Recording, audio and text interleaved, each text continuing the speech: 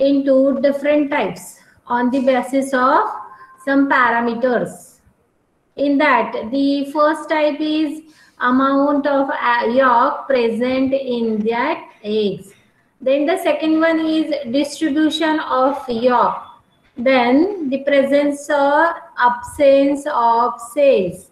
And the fourth type is, or fourth parameter is, the nature of development of that eggs.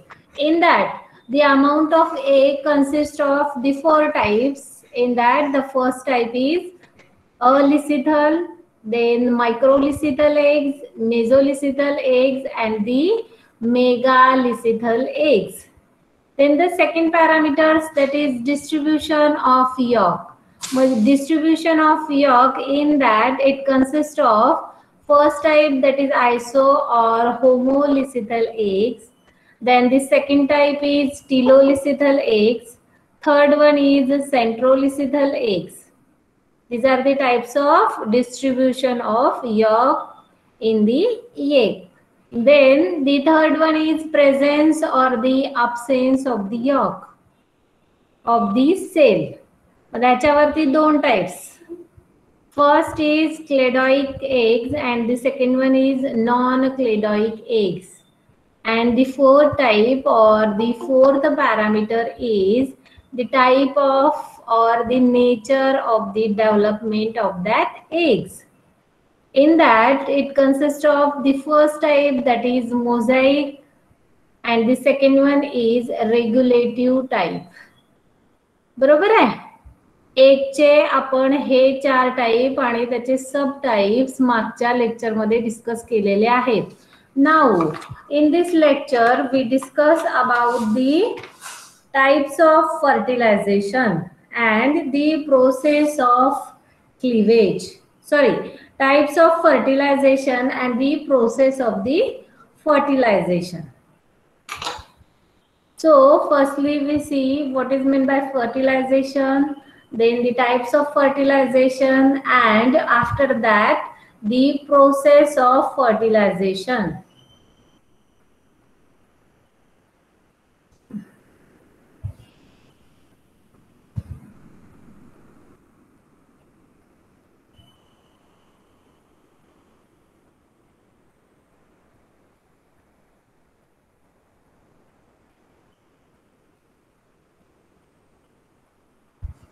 आणि सर्वांना सांगून ठेवते, PPT जर change होत नसेल, स्लाइड चेंज होत नसेल तर तेव्हाच मला सांगा.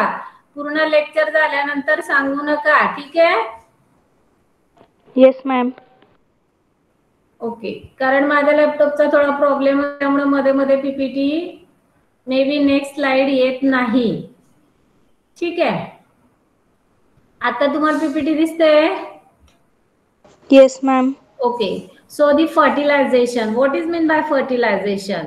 So it is also known as conception, then fecundation, then syngamy, and the impregnation. So what is meant by fertilization? Fertilization is the fusion of gametes. Gametes means male gametes and the female gametes. The male gametes is known as sperm and the female gametes is known as egg or the ovum. So, तिकडे computer lab ला असते. So, fertilization, it is the process of the fusion of gametes to initiate the development of a new individual organisms. बरोबर आहे? ज्या वेळेला sperms and ovum means the male gametes and the female gametes हे एकत्र येणार, then zygote is formed and then the embryo is developed, and that process is known as the fertilization. In animals, the process involves the fusion of an ovum with a sperms, which first creates a zygote and then leads to the development of an embryo.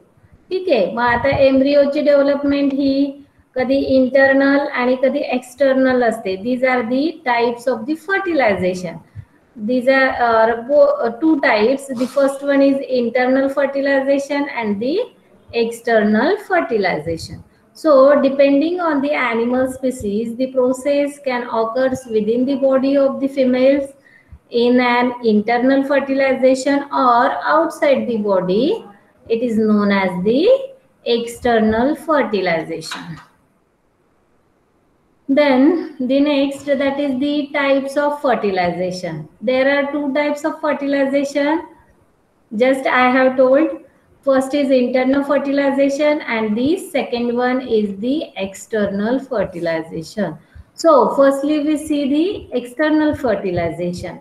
External fertilization is a strategy of fertilization in which a sperm cells united with an egg cell, means the male individual or male gamete is united with the female gametes, that is the egg cells, in the open rather than inside specialized organs within the body of the parents. तर generally जे external fertilisation आहे हे aquatic animals, aquatic invertebrates जे आहेत त्यांच्यामध्ये, म्हणजे fish वगैरे जे आहेत, amphibians आहेत, यांच्यामध्ये जनरली एक्सटर्नल फर्टिलायझेशन हे आढळून येते. So external fertilization is limited essentially to animals living in aquatic environments. So the flagellated spermचं तुम्ही स्ट्रक्चर पाहिलेलं असेल. स्पर्मच्या स्ट्रक्चर मध्ये एक लॉंग इलॉंगेटेड फ्लॅजेला असतो, देन हेड असतंय, त्याला फ्लॅजेलम जो आहे पोर्शन त्याला आपण टेल पोर्शन असं म्हणतो. Then acrosome is there. Acrosome it helps for the penetrates into the egg cells.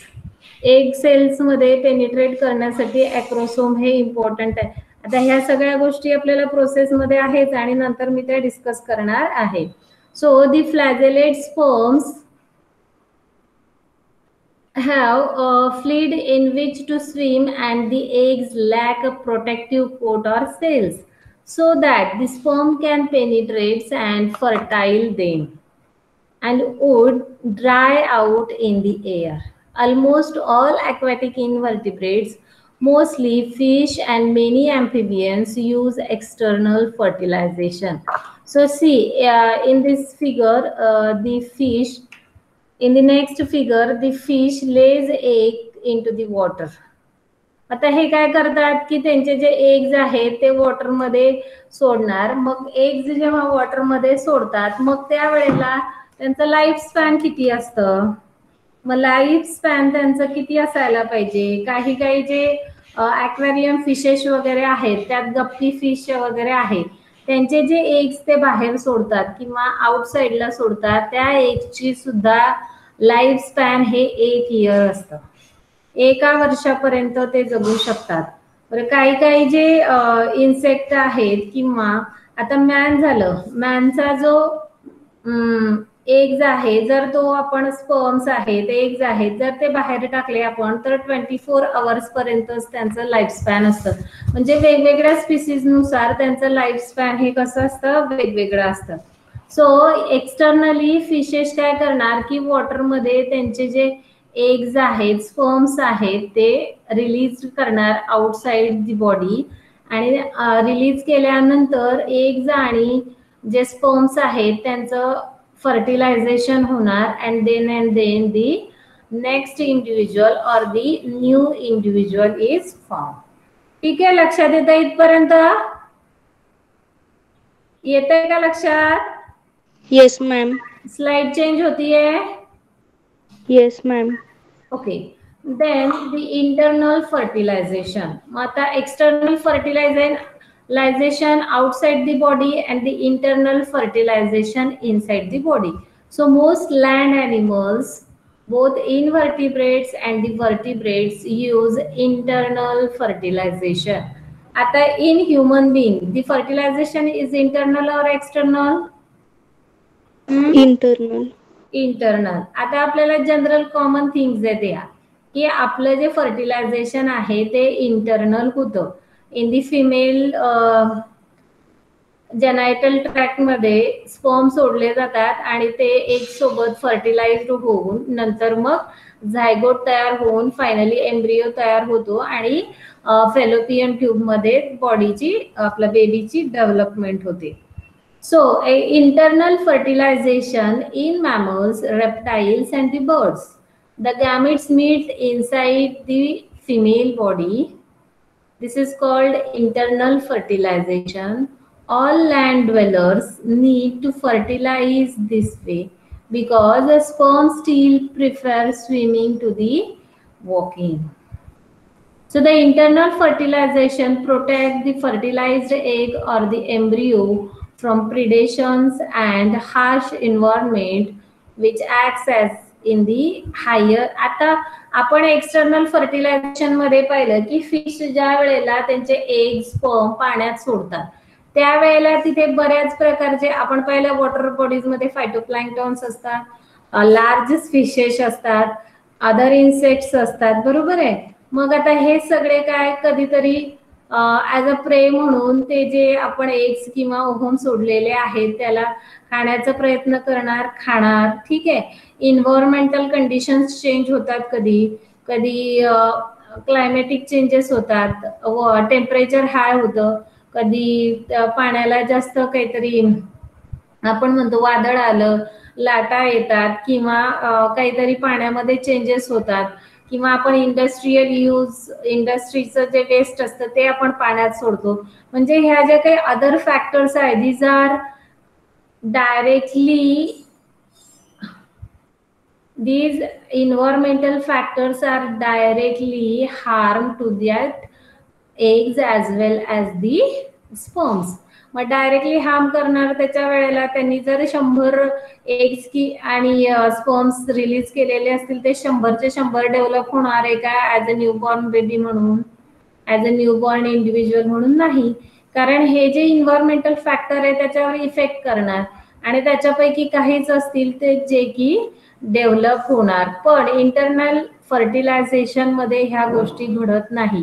Embryo हा प्रोटेक्ट केला जातो कारण तो इंटरनली प्रोटेक्टेड एरियात असल्यामुळं किंवा इन्व्हायरमेंटल चेंजेस जरी झाले तरी एम्ब्रियोला फरक पडत नाही.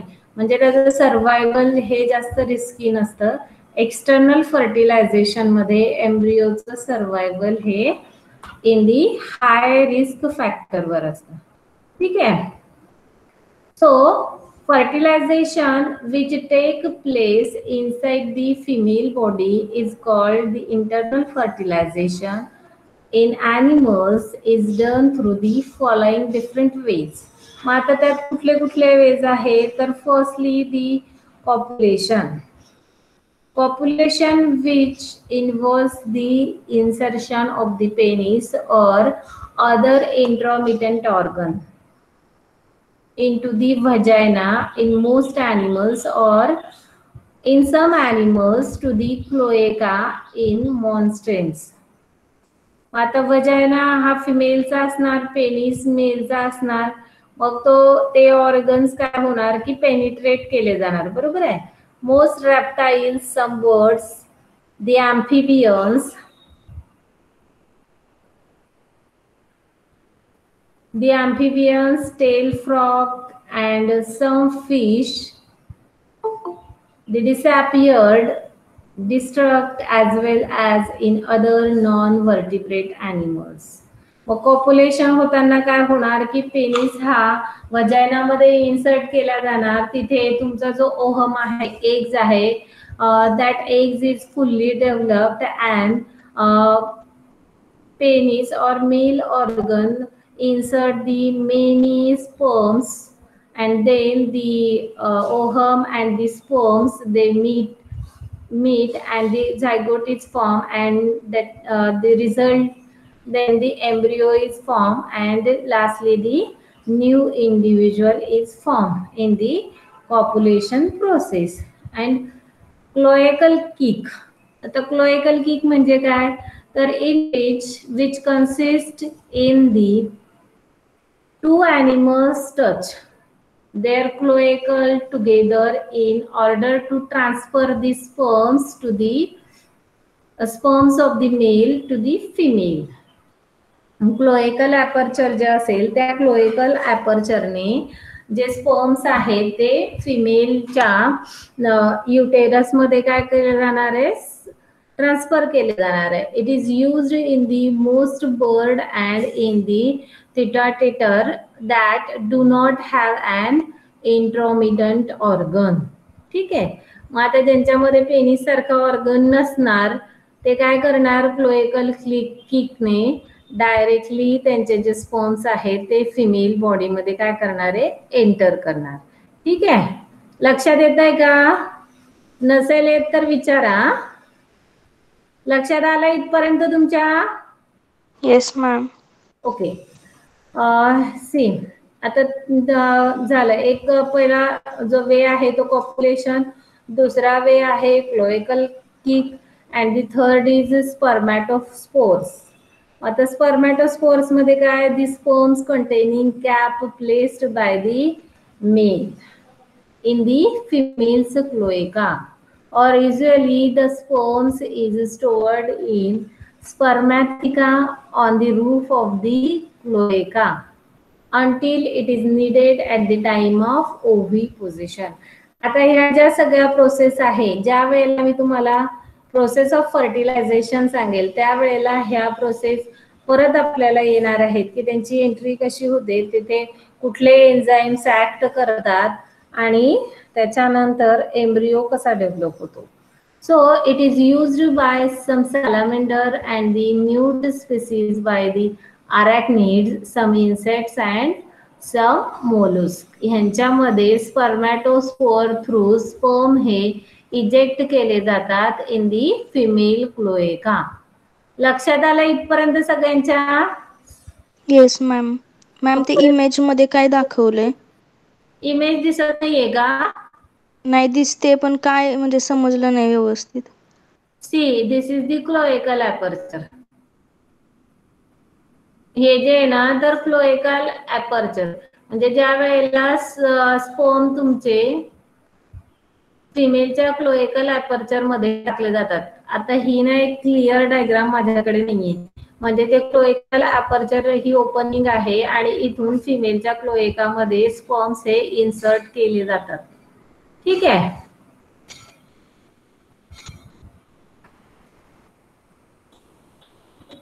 स्लाइड दिसतीये? Yes ma'am. Yes ma'am. Okay. So internal fertilization मध्ये is characterized by sperm fertilizing the eggs within the female. The three methods include, the first one is oviparity, means the eggs laid outside the female body. म्हणजे female बॉडीच्या outside बाहेरच्या साईडला काय केले जातात, egg laid केले जातात, म्हणजे डायरेक्टली बॉडीमध्ये इन्सर्ट केले जात नाही. Then the next one method is oviparity, त्याच्यामध्ये eggs held within the female. Then the third one is viviparity, means the development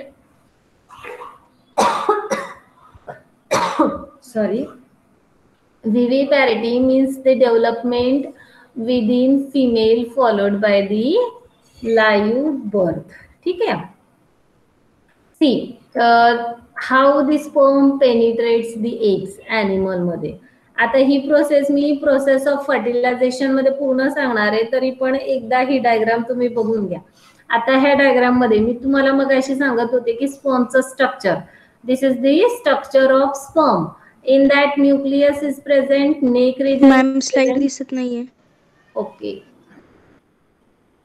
आता दिसते का ग? हा दिसतेय. मी स्लाइड शो केल्यावर दिसते का बघ? दिसते आता? येस मॅम दिसतेय. आता how the sperm penetrates the eggs. आता त्याच वेळेला मी सांगितलं तुम्हाला की स्पर्मचं स्ट्रक्चर काय असणार आहे.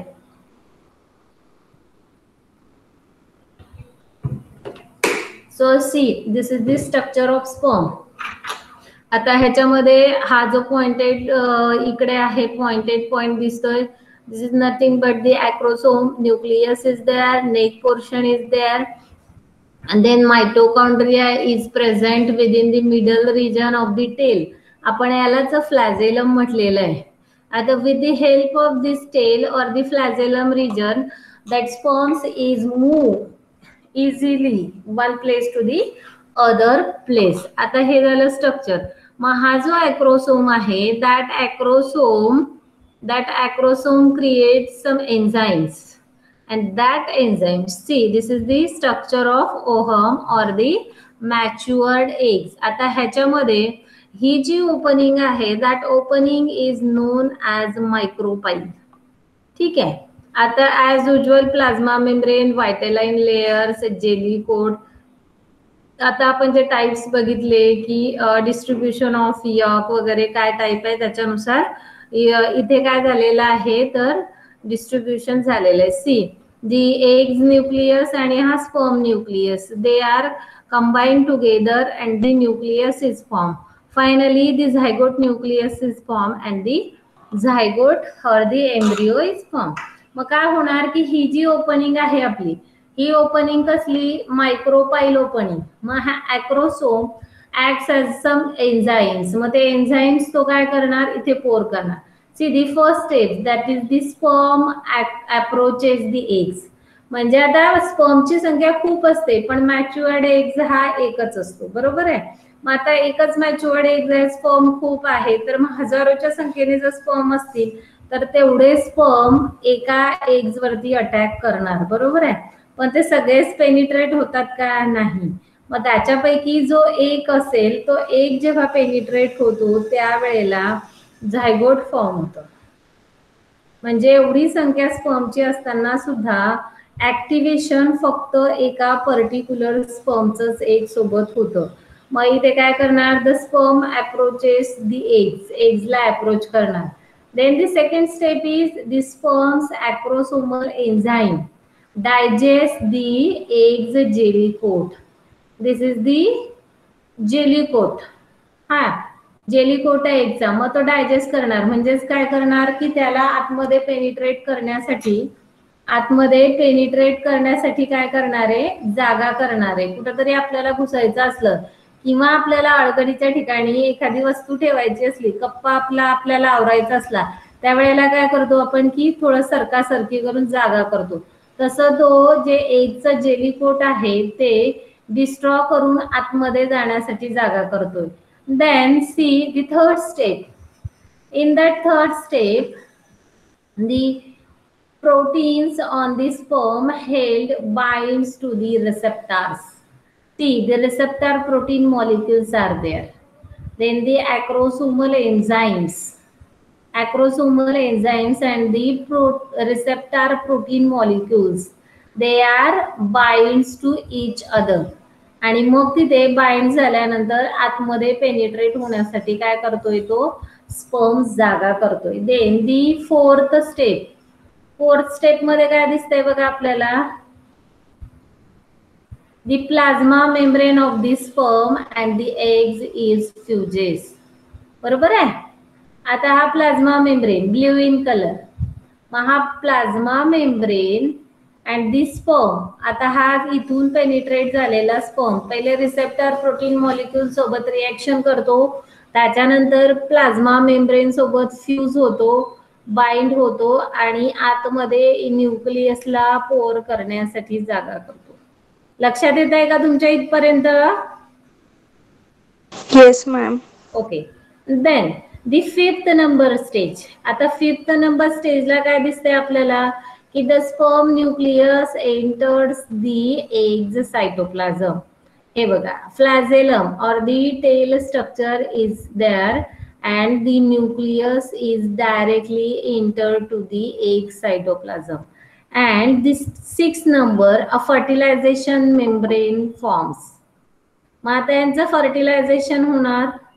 Then the nuclei of the sperms and the eggs fuse, and then the zygote nucleus is formed, and finally the zygote is formed, and then the zygote is developed into the embryo, and finally embryo develops into a individual. एवढी process लक्षात आली आहे तुमच्या? Yes ma'am. आली लक्षात का? परत एकदा सांगायला पाहिजे? रिपीट समजलंय करू? मॅम. बाकीचे फक्त अनुश्रीच बोलते का एकटी? अनुश्रीच बोलत आहेस ना?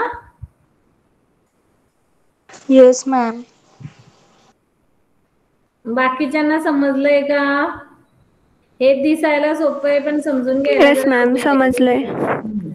डेव्हलपमेंटल व्यवस्थित समजून घ्या, नाहीतर मग पेपरमध्ये लिहिता येत नाही. तरी पण परत एकदा रिपीट करते. हे आपलं स्पर्मचं स्ट्रक्चर आहे. ऍक्रोसोम, the nucleus, neck portion, mitochondria is there, and the tail is, that is the flagellum structure is there.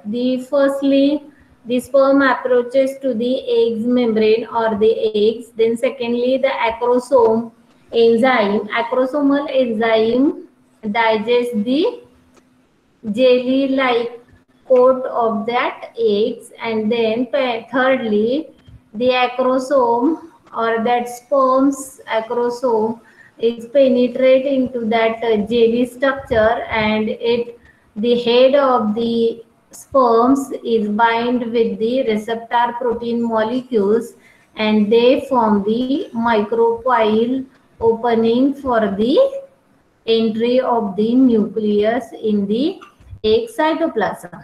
Then here the entry is formed, then the nucleus is directly enter to the egg cytoplasm, then fertilization, membrane forms, and finally the eggs nucleus and the sperm nucleus is united, fused together, and then the zygote nucleus is formed, zygote is developed, and then zygote is developed into the embryo, and when the embryo is fully developed, it is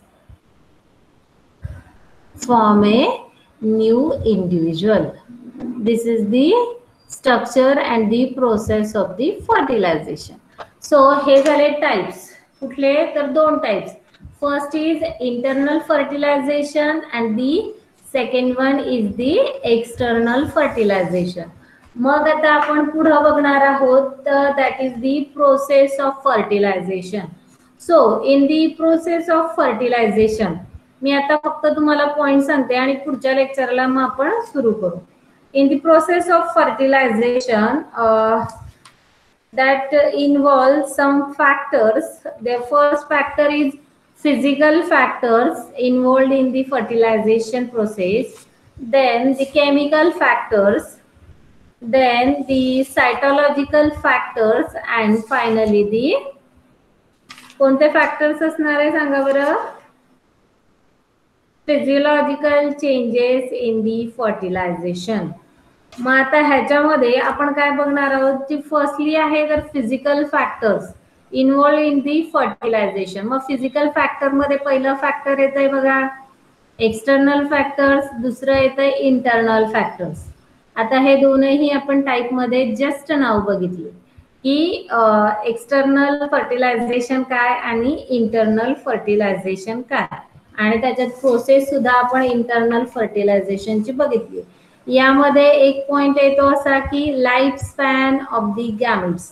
आता जे gametes आहे, gametes it is nothing but the male individuals and the female individuals, that is the sperms and the eggs. So generally the eggs which are fertilized externally have shorter lifespan. आताच मी सांगताना सांगितलं की बऱ्याच ज्या आपण बाहेर externally टाकतो किंवा इंटरनली ज्या गोष्टी आपण स्पर्म्स आहेत, एग्स आहेत, त्यांचं लाईफ स्पॅन कसं आहे, किती आहे. These are the physical factors which is responsible for the process of the fertilization. So generally the eggs which are fertilized externally have shorter lifespan than those which are fertilized internally. आता externally आपण बाहेर टाकलं तर त्यांचं life span generally शॉर्टरच असणार. आता आपण पाहिलं की त्यामध्ये इन्व्हायरमेंटल फॅक्टर्स असतात, काही प्रेडेटर्स असतात. मग जरी त्याचं लाईफ स्पॅन 24 आवर्सचं असलं आणि 1 आवर्स मध्ये जर त्याला एखाद्या प्रेडेटरने त्याचं फूड म्हणून यूज केलं, एखाद्या प्रेने त्याचं फूड म्हणून यूज केलं तर त्याचं लाईफ स्पॅन तिथेच संपलं. पण इंटरनली जर असं असलं तर इंटरनली तिथे प्रे येणार नाही, इन्व्हायरमेंटल फॅक्टर्स येणार नाही, म्हणजे त्यांचं लाईफ स्पॅन कसं राहणार आहे तर ते जसंच्या तसं राहील. So for example in the human eggs can live for more than 24 hours after ovulation. After ovulation झाल्यानंतर 24 तास ह्युमनचं जे एग्ज आहे ते कसं राहते लाईव्ह कंडिशनला, म्हणजे त्या 24 आवर्समध्ये तुम्ही डेव्हलपमेंट कधीही होऊ शकते. म्हणून एकदम, आणि जर तुम्ही आउटसाइडला हे टाकलं, आणि मी आताच सांगितलं की एखाद्या प्रेने जर त्याचं प्रिडेटर म्हणून त्याला फूड म्हणून खाल्लं असेल तर तुमचं लाईफ स्पॅन तिथेच संपेल. पण इंटरनल फर्टिलायझेशन मध्ये ह्या गोष्टी सगळ्या येत नाहीत. So, in the spermatozoa have a comparatively long lifespan. For example, the spermatozoa of a bat can live for the 135 days in the female reproductive tract. Hello ma'am. Slide change दिसत झालेली नाहीये, हे मी आता तोंडी सांगत आहे, स्लाइड नाहीये. जो स्पर्मॅटोझोआ आहे बॅटचा तो 135 डेज 135 दिवस फिमेलच्या रिप्रोडक्टिव्ह ट्रॅक मध्ये जिवंत कंडिशनला राहतो. ठीक आहे, लक्षात आलंय का इथपर्यंत तुमच्या की त्यांचं लाईफ स्पॅन इंटरनली आणि एक्सटर्नल फर्टिलायझेशन मध्ये कसं असू शकतं. देन याच्यामध्ये आपण अजून पाहणार आहे mechanical juxtaposition of gametes. Mechanical juxtaposition of gametes मध्ये animal provides a number of mechanical agencies to bring together the eggs and the spermatozoa. Sperms is also known as the spermatozoa.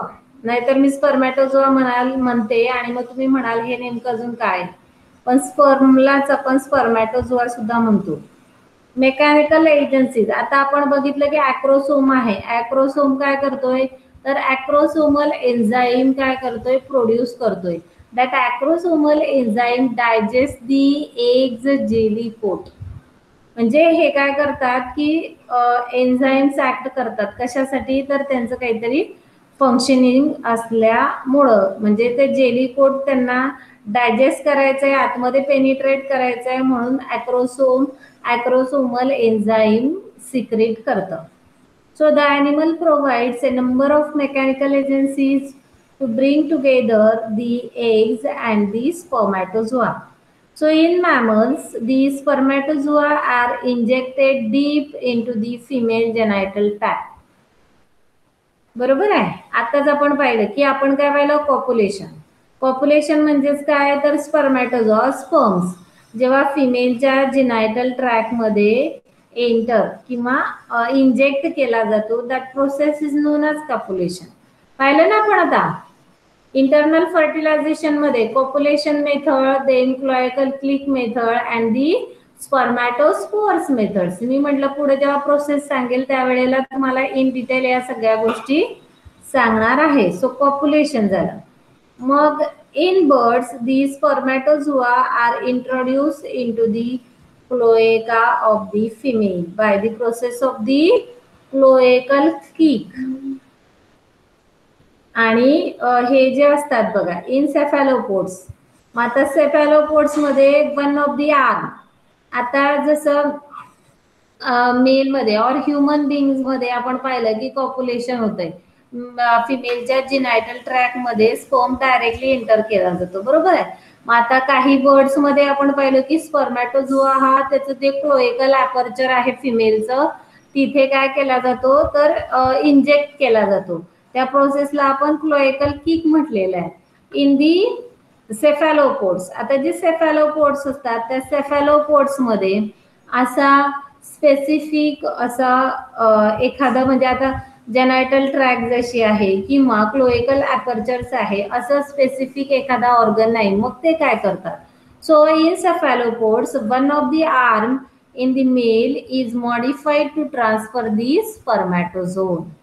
म्हणजे की मेलचा एक जो आर्म आहे तो एक arm काय करतो की ते जे मॅच्युअर्ड तुमचे मेल गॅमिट्स असतील, मॉडिफाईड झालेले, मॅच्युअर झालेले, ते ट्रान्सफर करणार कशात, तर ते फिमेलच्या मेंटलमध्ये ट्रान्सफर करतात. ठीक आहे. तर फिमेल जेनायटल ट्रॅक मध्ये, तर ते फिमेल जेनायटल ट्रॅक मध्ये मेंटल कॅव्हिटी असेल और किंवा सेमिनल रिसेप्टॅकल्स असणारे फिमेलचा, त्यांच्यामध्ये पर्टिक्युलर असा एखादा ऑर्गन नाही, म्हणून ते काय करतात की त्यांचा एखादा जो स्पेसिफिक आर्म असेल त्या आर्म मधून काय करणार, तर फिमेलच्या मेंटल कॅव्हिटी मध्ये ते स्पर्मॅटोस्पोर इंजेक्ट करणार and then the fertilization is occurs in the cephalopods. That process is known as hectocotylus. काय म्हणतात त्या प्रोसेसला, तो जो आर्म असतो त्या आर्मला काय म्हणतो आपण, हेक्टोकॉटिलस. ठीक आहे, लक्षात येत आहे का इथपर्यंत? Yes ma'am. लक्षात येत आहे ना, का डोक्याच्या वरून जात आहे?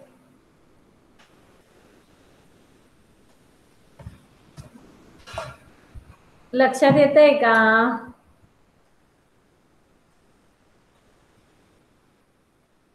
बरं, आज काय काय शिकलो सांगा आपण. शेवटचे आता 5 मिनिटं राहिले, त्याच्यात उजाळा तरी घेऊ काय काय शिकलो आणि काय काय नाही. काय शिकलो आपण सांगा, कोण सांगणार मला?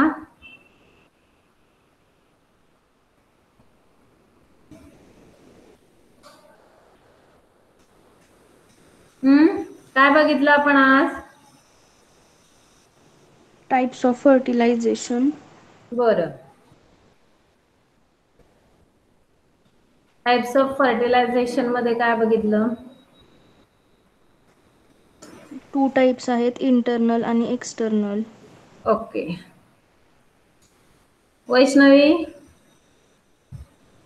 वैष्णवी जाधव, प्रणील. हॅलो. इंटरनल फर्टिलायझेशनची डेफिनेशन सांग. Internal fertilisation inside the body होतं, females body. Okay, inside the body होतं. कसं होतं फर्टिलायझेशन? डेफिनेशन काय फर्टिलायझेशनची? Gametes meets the inside of the body. Male gametes inside meets the male gametes meets inside of a female body, and then internal fertilization occurs. Male gamete फक्तच फिमेलच्या internal body मध्ये काय करणार, कसं काय interact करणार? त्याला एक दोहम काही लागेल ना, फिमेल गॅमिट पण लागेल ना. हो हो. मेल आणि फिमेल गॅमिट दोन्ही एकत्र असतील त्याच वेळेला झायगोट फॉर्म होईल ना. हा. ओके, प्रणील प्रणील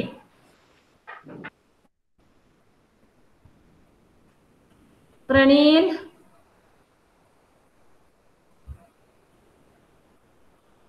प्राजक्ता,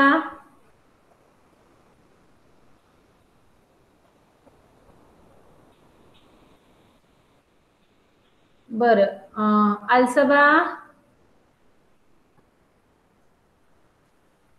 तुम्हाला ऐकायला येत नाही का? तुम्ही स्वतःहून काही रिस्पॉन्स देत नाही. आणि ज्या वेळेला नाव घेतलं त्याच्या विदिन 2 सेकंड तुम्ही लेफ्ट झाला पाहिजे. तसं का? जेव्हा शिकवतो तेव्हा तुम्हाला समजतं ना.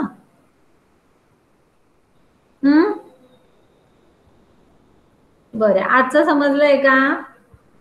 इन द नेक्स्ट लेक्चर आपण काय बघणार आहोत? So the process of fertilization, in that the factor affects on the fertilization process. मग काय काय फॅक्टर्स आहेत आणि त्याच्यामध्ये फर्टिलायझेशन कसं होतं, ह्या सगळ्या गोष्टी आपण पुढच्या लेक्चरमध्ये बघणार आहोत. ठीक आहे, आजचं लक्षात आलंय सगळ्यांच्या?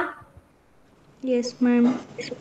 फक्त अनुश्रीच्याच लक्षात आलेलं आहे असं मला वाटतं, कारण अनुश्री व्यतिरिक्त कोणीच बोललेलं नाही. निरंजन घोरपडे,